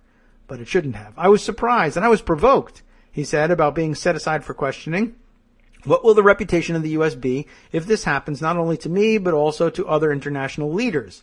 A spokesperson with the U.S. Customs and Border Protection says CBP is prohibited by privacy laws from discussing specifics of any individual's admissibility review. Bondevik says he contacted the Norwegian embassy in D.C. after what happened. A spokesperson said the embassy was happy that things were sorted out. ABC7 was told by a source that a wait of an hour is not considered unusual for people entering the country who receive secondary examinations. Bondevik came to the United States. Why? To attend Thursday morning's national prayer breakfast at the Washington Hilton. So I say kick him out. He's obviously a terrorist. All right. Well, we end the piece then with mixed feelings. Was it, Bjorn, was this guy a terrible prime minister or what? You're going to have to tell me. I don't know if he's listening live. I've fallen behind in my mentions column here. But we'll see. Maybe he's not listening live today. Maybe he's being questioned in an airport somewhere. Anyway, let's see. Where were we with the rest of the stuff? In conclusion, I guess I would say, all right, well, that is it's an interesting point. Good job on the reporter's part pointing out that there was an alternative explanation.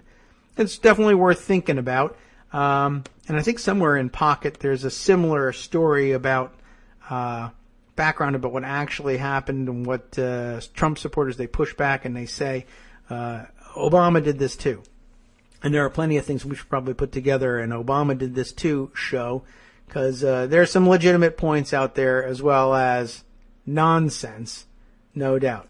All right, let's see. Oh, yes, as a matter of fact, one of them is from BuzzFeed. Let's see if we can't cram this one in there before we get to some of the more frivolous stories, or perhaps back on track with more, Trump is terrible stories, just to make you feel better for the weekend. BuzzFeed, again, Tom Guerra has this one. He's a BuzzFeed News business editor. The Obama administration's, quote, worst deal ever. You remember when Trump was on the phone with the Australian PM and said, this is a terrible deal. It's the worst deal ever. It's a dumb deal. I'm going to be looking into this. It's so dumb. Well, Tom Guerra took a look at it, and guess what he thinks? He thinks it actually is dumb. Why is that? Let's get informed about that, at least from Tom Guerra's perspective. The Obama administration's, quote, worst deal ever with Australia really is pretty bad.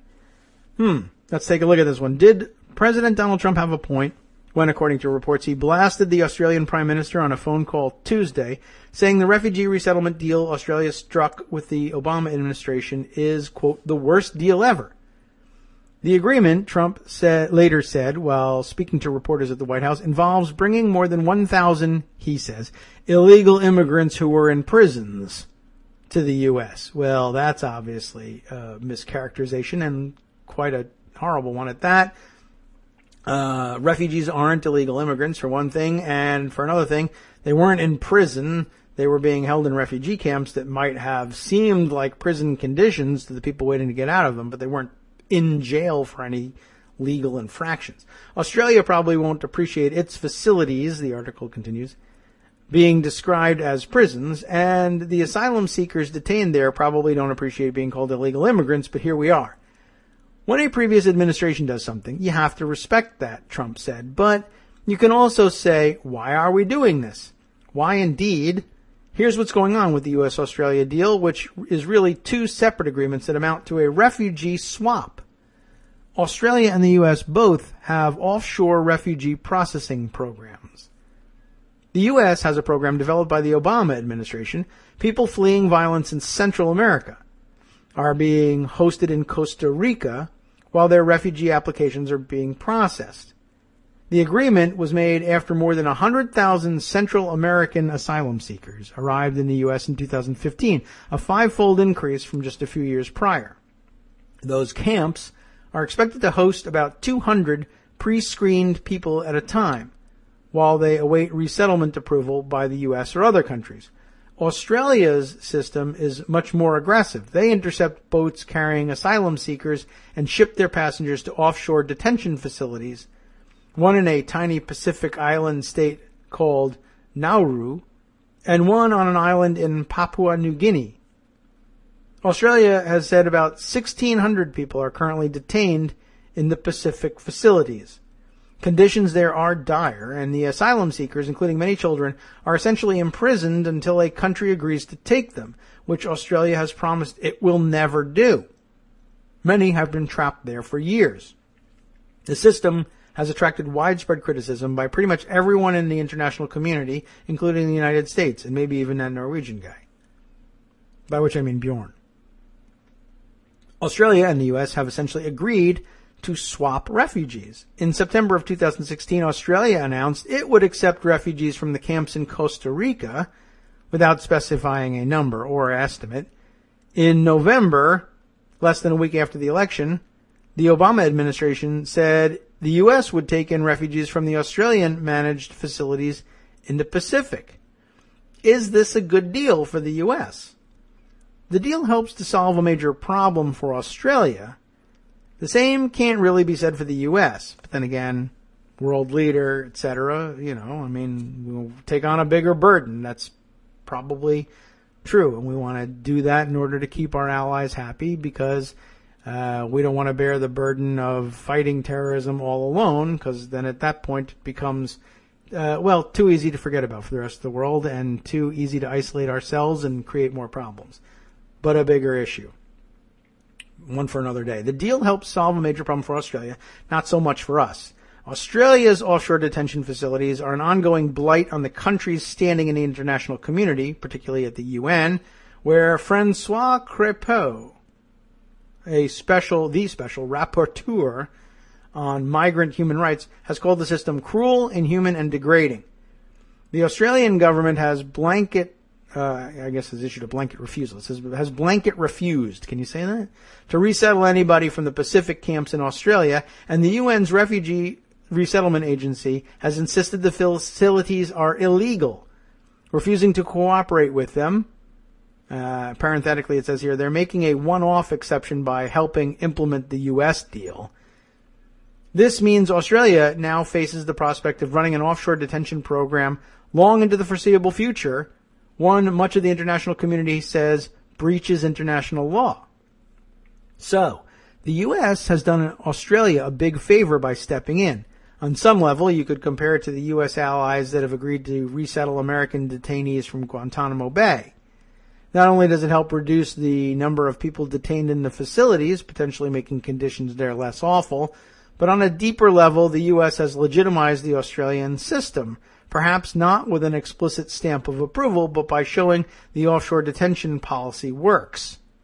The U.S.-backed refugee camps in Costa Rica have drawn much less international criticism and represent less of a domestic political challenge for the U.S. government. That's probably pretty underreported, I would say. It doesn't reach my radar, but you know how closed I am in all this. I need information about Trump and who pees on beds. In terms of absolute numbers, the U.S. agreed to a one-off transfer of up to 1,250 refugees from the Pacific, while Australia didn't commit to specific numbers, saying only that it would accept refugees from the Central American program as part of an overall annual refugee intake that will hit almost 19,000 by 2019. From a Trumpian perspective, the U.S. is getting almost nothing in return for helping Australia deal with a major problem. Sad. And from a compassion toward refugees perspective, the U.S. is helping resolve a huge political and humanitarian failure by Australia without extracting any public guarantees that Australia would change its ways or even improve the living conditions of the asylum seekers who will remain trapped in the Pacific for years to come. Well, those are good points, absolutely, no doubt about it. I guess the question is, what kind of working relationship did the Obama administration have with the Australian administration, and was there anything that they felt they could extract from them, or were they worried about embarrassing them on the world stage, etc.? We probably could have gotten more out of it. I wouldn't say it's the worst deal ever, but it's interesting, at the very least, to have this information. It's always better to have more context. If you're going to do the nuance thing, you might as well just commit to it. So I don't know. I don't think that necessarily changes my opinion of it that much, but at least I see that just like everything else, it's okay, on the other hand, you got to say that's a real problem, and we ought not to have handled it that way necessarily, but I see why we might have, in order to save our ally some particular embarrassment or particular trouble, or maybe they had elections coming. I don't know. Or maybe we just thought, we could probably do it because no one's going to notice here. Very interesting. So good context from Tom Guerra on that one. What else can we squeeze in here? Let's see. This will be a topic of discussion over the weekend, no doubt. We might as well throw this one in here too, though you likely know this one already. Tommy Christopher, writing now at Share Blue. I think where did he used to be? I can't even remember anymore. I don't know, Fishbowl, D.C., do they even publish anymore? Anyway, he's over at Share Blue now, whatever they may be. White House reveals Trump was not in the Situation Room during his first military raid. We mentioned yesterday the troublesome raid in Yemen that ended up killing not only some 8-year-old girls who are, in fact, American citizens, but a Navy SEAL operative as well. And, this is, just indicative of the kind of person that Trump is and his management style. It's called management. Donald Trump's first counter-terrorist military action as commander-in-chief was a raid on an al-Qaeda compound in Yemen that tragically resulted in the death of U.S. Navy SEAL Chief William Ryan Owens, as well as other injuries to service members and reportedly double-digit civilian casualties, plus I think the intentional scrapping of one of the Osprey aircraft. $75 million loss on that one, in case you're keeping score.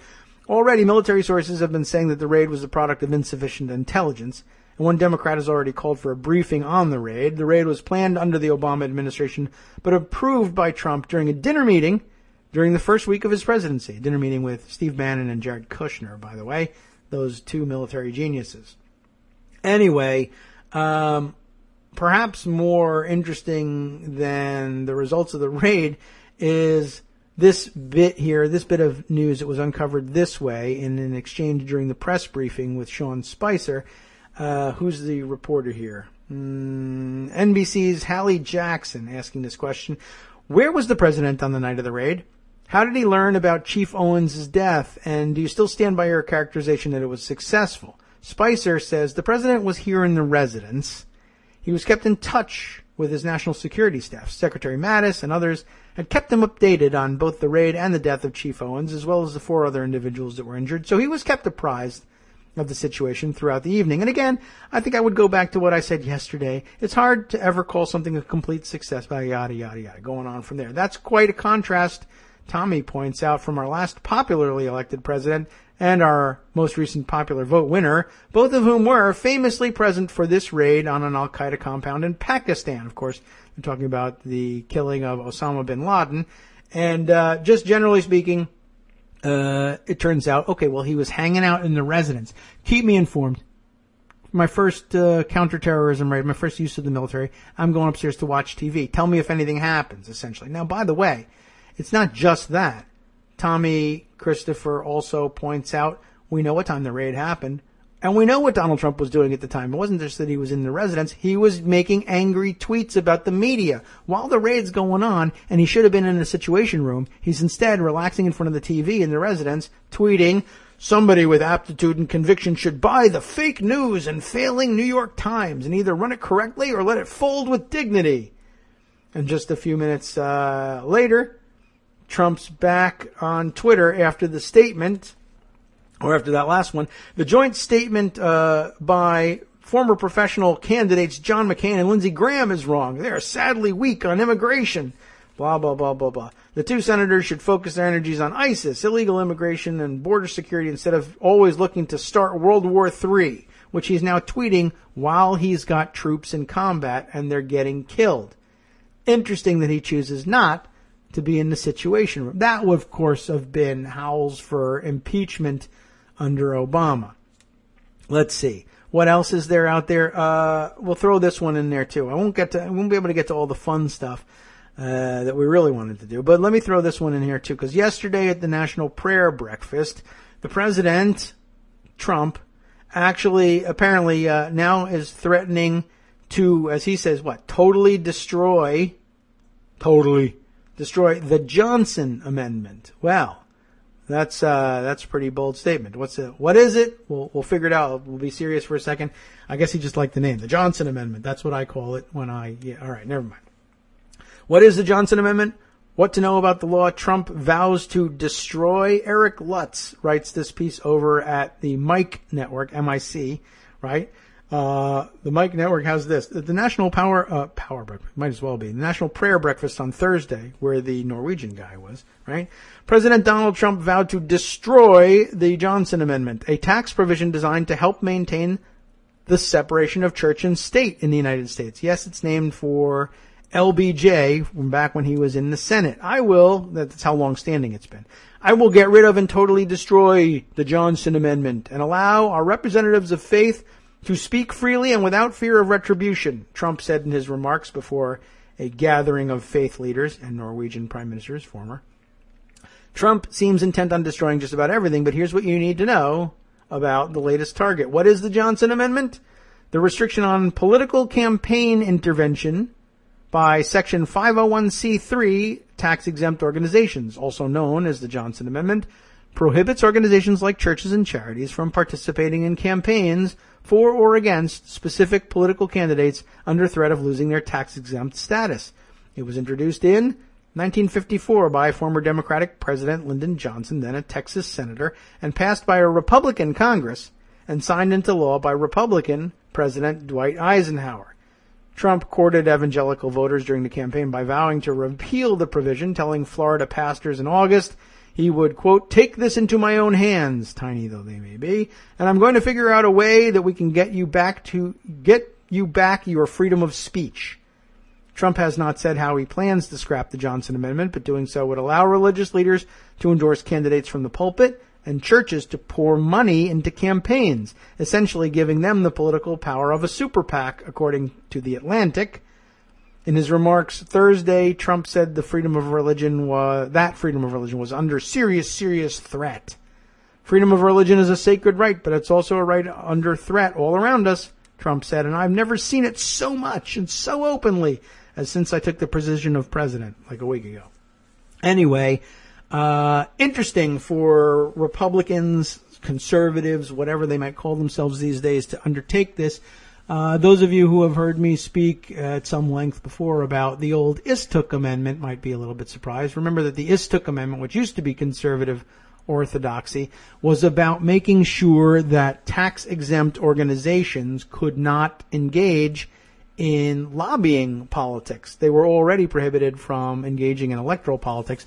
They were going to be banned under the Republican conservative Istuk Amendment from lobbying the federal government on policy of any kind on the theory that their tax-exempt status amounted to taxpayer-funded subsidization of their activities in the amount of the income not taxed by virtue of their tax-exempt status, right? Taxes not paid were viewed as the same as a cash grant for the government in the amount of taxes saved. That, according to the rulings of the Supreme Court, there were two decisions cited therein, and that by which I mean therein, meaning the memos written in support of the Istuk Amendment when it was first offered. Now, of course, they propose the exact opposite, that tax-exempt organizations that are religious organizations anyway, those tax-exempt organizations will in fact be able to take the dollars that they collect in donations from others tax-free, right? They're donated as tax deductions for the people who give the money, and that money will be able to be used to fund political campaigns. In other words, in all likelihood, unless there's some sudden and amazing surge in liberal donations to politically connected, liberal-leaning religious organizations, if you can find them. They exist out there, believe me. But they're typically rather underfunded. But mega churches which preach a prosperity gospel, you'll get rich and succeed and have God's favor if you give as much money as possible to me and give me riches and God's favor.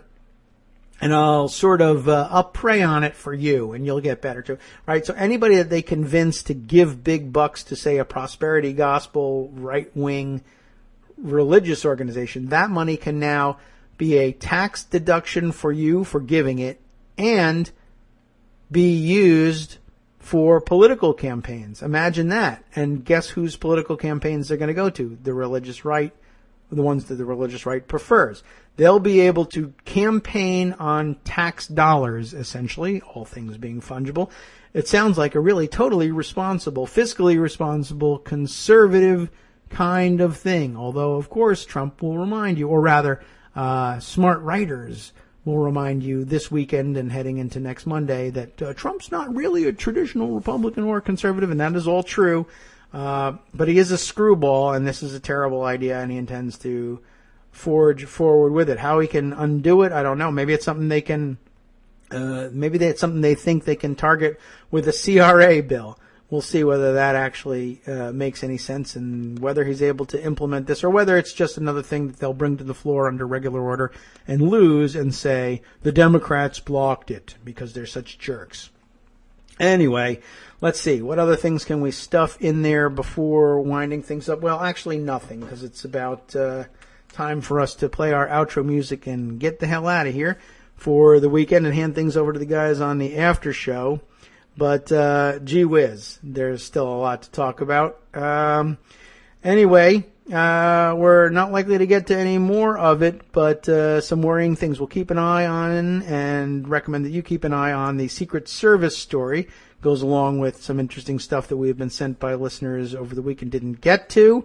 But next week will be a bit about catch up on all of these stories and more, and I've got waiting in the wings set for next week one more contribution from the indefatigable Rosalind McGregor, reporting out of Michigan on the upcoming elections there, although I'm warned that I have, I guess, at least until, Valentine's Day?